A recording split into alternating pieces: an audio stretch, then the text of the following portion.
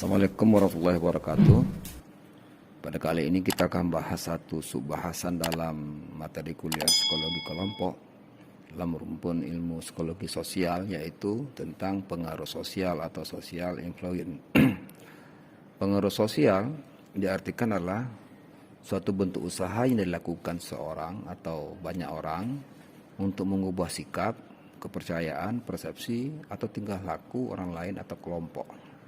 Nah, di sini artinya ada perubahan pada diri individu, baik itu dalam sikap, belief, persepsi, atau tingkah laku orang lain. Nah, ini yang disebut dengan pengaruh sosial. Jadi, orang lain itu pengaruh terhadap diri kita atau sebuah kelompok. Nah, ada 4 bahasan atau aspek yang penting dalam pengaruh sosial yang bisa kita bahas pada kali ini. Yang pertama adalah penerimaan, acceptance. Yang kedua adalah kesepakatan, compliance. Yang ketiga adalah kepatuhan, obedient. Dan yang terakhir adalah konformitas atau conformity. Nah, sekarang kita bahas dulu yang pertama, yaitu acceptance, penerimaan. Nah, jika seorang atau sebuah kelompok meyakinkan kita untuk mempercayai dan bertindak seperti yang diinginkan, maka perubahan yang kita lakukan sebagai hasil dari proses yang tadi dalam batin. Artinya, ada unsur penyerahan diri pada kelompok atau pada orang lain. Nah, menurut Kubler-Ross, mendefinisikan acceptance ini adalah sebuah sikap, artinya sebuah self-acceptance. Nah, ini terjadi bila seseorang mampu menghadapi kenyataan daripada hanya menyerah pada tidak adanya sebuah harapan. Daripada tidak punya harapan, maka dia menerima apa yang menjadi kenyataannya itu, disebut dengan acceptance menurut Kubler-Ross. Nah, apa bentuk-bentuk dari penerimaan diri itu atau penerimaan itu? Yang pertama adalah identifikasi. Identifikasi adalah kita mungkin menerima pengaruh karena kita mengidentifikasikan diri kita pada suatu kelompok atau pada orang lain. Kenapa kita mengidentifikasikan? Karena ada alasan-alasan tertentu. Nah, alasan-alasan inilah kita mengidentikan diri kita dengan sesuatu atau dengan orang lain atau dengan kelompok. Nah, yang kedua adalah internalisasi. Nah, ini bentuk lebih dalam daripada penerimaan, karena yang kita maksud adalah sesuatu yang di luar, apakah itu aturan, sikap, norma yang di luar dari kita, kita masukkan ke dalam kita menjadi sebuah sikap atau keyakinan dalam diri kita. Maka disebut dengan internalisasi. Karena kita menganggap sesuatu itu adalah satu bagian dari diri kita. Itu disebut dengan internalisasi. Nah, yang kedua bagian dari pengaruh sosial adalah compliance atau kesepakatan. Nah, dalam beberapa hal, pengaruh sosial itu tidak terlalu berpengaruh pada diri seorang dan tidak juga merubah sikap seorang tersebut. Nah, ketika kita mengubah perilaku dari sebuah sikap secara utuh, jadi berarti ada unsur total penyerahan diri kita, maka inilah yang disebut dengan compliance. Artinya perubahan itu tidak hanya perubahan yang sifatnya satu atau dua atau hanya sementara, tapi secara utuh. Berarti disebut dengan compliance. Nah, apa prinsip dasar dari kesepakatan itu? Yang pertama adalah komitmen. Komitmen berarti artinya adalah konsistensi untuk melakukan sesuatu. Yang kedua adalah kelangkaan. Tidak banyak hal itu yang bisa kita lakukan. Yang kedua adalah timbal balik. Artinya ada unsur yang kita terima dan ada unsur yang kita beri. Yang keempat adalah validasi sosial. Apa yang kita lakukan itu sama dengan konteks-konteks sosial, tidak perlawanan. Yang keempat adalah faktor-faktor dari kekuasaan atau kepemimpinan.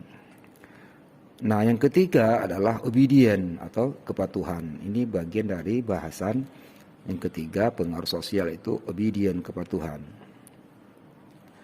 Nah, obedient ini biasanya berhubungan dengan sebuah kepemimpinan atau sesuatu yang kita anggap ada unsur-unsur kepemimpinan misalnya.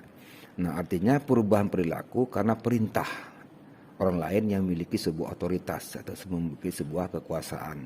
Jadi di sini ada unsur ketaatan, ada unsur ketundukan pada seseorang atau pada sebuah organisasi karena orang tersebut memiliki sebuah otoritas tertentu.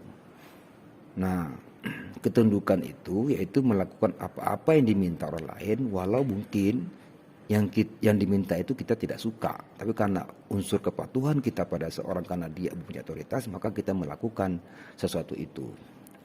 Nah, 6 dasar dari kekuasaan yang dapat menimbulkan ketundukan kita melakukan sesuatu itu adalah yang pertama imbalan, berarti ada pemberian positif dari orang itu kepada kita seperti hadiah dalam bentuk materi misalnya.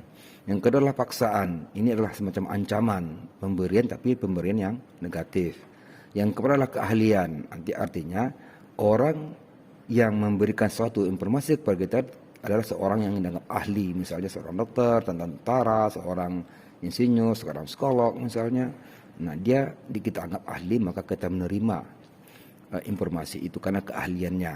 Yang keempat adalah informasi. Ini adalah informasi yang sebagian orang dilakukan oleh orang atau sebagian oleh orang karena dilakukan secara persuasif. Yang kelima adalah rujukan. Ini adalah sebuah proses identifikasi ke orang lain yang kita anggap atau yang kita senangi, atau proses identifikasi yang sesuatu yang ada unsur kesenangannya. Yang terakhir adalah legitimasi, artinya kewenangan dan yang memerintah menunjukkan adanya kewajiban untuk diikuti. Jadi ada legitimate dari kekuasaan itu. Yang terakhir dari pembahasan pengaruh sosial adalah konformitas. Konformitas diartikan sebuah perubahan perilaku atau sikap yang disebabkan oleh keinginan untuk mengikuti keyakinan atau standar orang lain atau norma sosial yang ada. Jadi kita mengikuti sesuatu yang ada di luar kita, apa kita ikuti semacam keyakinan atau standar-standar dari orang lain atau dari kelompok lain ke dalam diri kita. Nah, semacam ada tekanan untuk kita lakukan, maka kita melakukan konformitas. Nah, tekanan itu untuk melakukan konformitas itu berakar dari adanya kenyataan bahwa di berbagai konteks sosial ada aturan-aturan eksplisit maupun aturan yang implisit yang mengidentifikasikan bagaimana seharusnya atau sebaliknya bagaimana tidak seharusnya kita bertingkah laku. Yang kita sering sebut dengan norma sosial. Dan ada aturan-aturan ini seringkali menimbulkan efek yang kuat pada diri kita. Jadi aturan-aturan sosial itu memberikan suatu kekuatan pada kita untuk mengikuti aturan-aturan sosial itu. Nah, terakhir, mengapa kita konform, mengapa orang mengikuti aturan-aturan itu? Yang pertama adalah karena normatif social influence, artinya keinginan untuk disukai dan rasa takut pada penolakan sosial, normatif social influence. Nah, karena kita kan berada dalam kelompok sosial, maka kita tidak ingin keluar tercerabut dari kelompok-kelompok sosial itu. Yang kedua adalah informational social influence. Ini artinya apabila kita tidak punya banyak informasi tentang suatu hal, maka kita mengikuti informasi-informasi sosial atau opini-opini sosial dari orang lain.